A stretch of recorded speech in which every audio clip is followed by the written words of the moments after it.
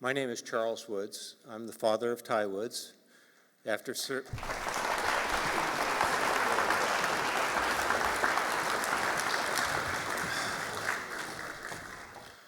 serving 20 years as a Navy SEAL, Ty retired. But once you're a SEAL, you're always a SEAL, and he loved working with the teams. He didn't have to, but every so often they'd call him up and they'd want him to do something for our country. And he had a young son that was just a couple of days old when he left. And unfortunately, he took one too many assignments, and he was killed in Benghazi.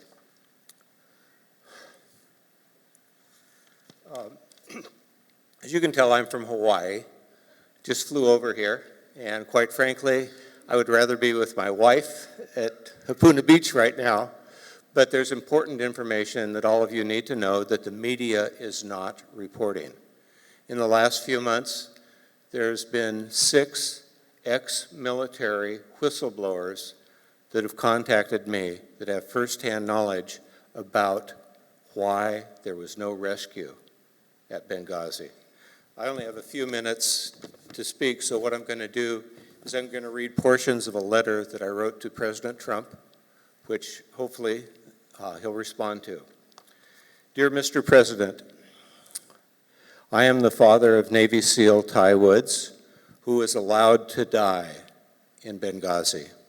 In the past few months, 6 ex-military whistleblowers have contacted me with firsthand information contradicting the false narrative of Obama and Hillary, who allege, number 1, that there was no stand-down order, number 2, that there were not military assets close enough to be deployed within 13 hours, and number 3, that there was no advance warning of an impending attack so that plans could have been made for a rescue.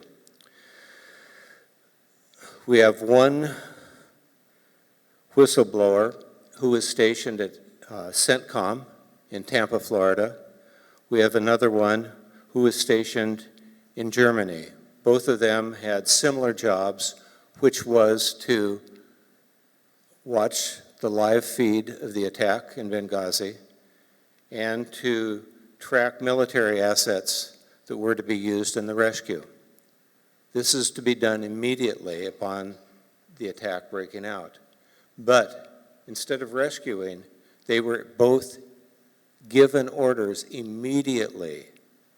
That means the orders were pre-planned before the attack. They were given orders, do not rescue.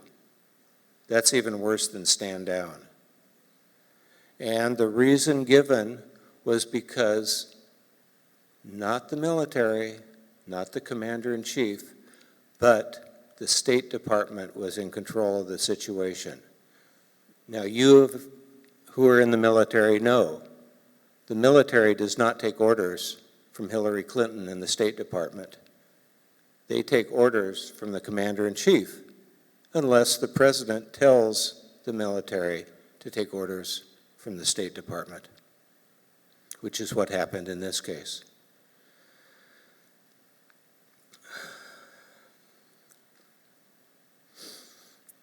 Concerning the alleged lack of military assets available, I've talked to a Marine who was stationed on the ship Batan, Batan, that was named after what happened in the Philippines.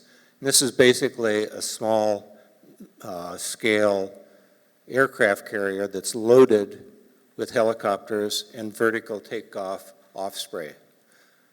This Marine said, we had 3 separate rescue teams on board, and we had enough troops that we could have invaded the whole country. They were stationed on a ship 1 hour off the port city of Benghazi. They loaded on the Osprey. For 4 hours, they sat on the deck. After 4 hours, they were told, do not rescue. Get off the plane. We're not going to rescue.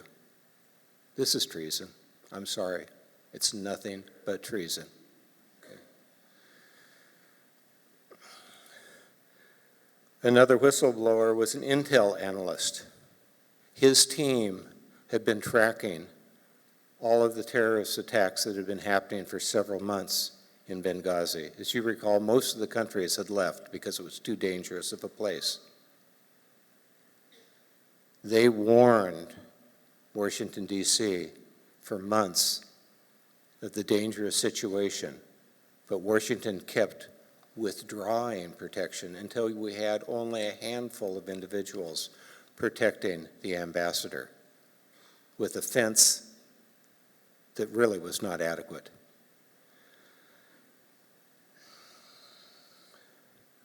He was also told not to track the terrorist after the attack. What they usually do is after the attack, electronically, they track the terrorists back to their rat holes and then they take the appropriate action.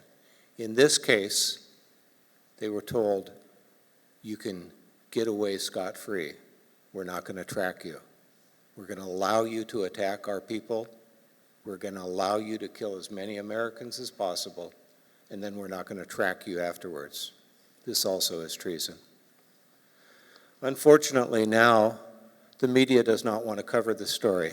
I came out here to Washington, D.C. from Hawaii and went to Washington, D.C., visited with two of my friends at Fox News, and I gave them the names, the phone numbers of the whistleblowers, talked with them for a long length of time. They were very enthusiastic. These are good people. They actually wanted to cover the story. And they said that they'd contact them. This was in September. So far, they have not been allowed to contact them. And like I say, they're good people. They want to. But they also work for someone. And one of them even told me, if I don't give them what they want, I need to find a new job.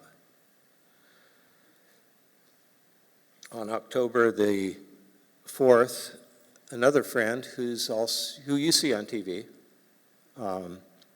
he confided in me that he actually wanted to carry the Benghazi betrayal story, but all they wanted from Washington was impeachment news. That was October 4th. I talked with him 2 days ago, and he said it's still the same. He said maybe this will change after Christmas. I'd like to read to you the last sentence that I sent to, last paragraph that I sent to President Trump. In order to protect our democracy, voters, they need to vote intelligently in order to protect our freedom. And they need to vote intelligently based upon the true facts, not upon fake news or being brainwashed so that they'll vote for the wrong candidate. I asked the president, please ask our mutual friend, blank, who is in the media, to cover this very important Benghazi betrayal story. Voters need to know that the military was ordered not to rescue Ambassador Stevens and the other Americans in Benghazi. We need to know who made the decision not to rescue and why, so that the appropriate people can be made accountable and so that this will not happen again. Thank you again for being here.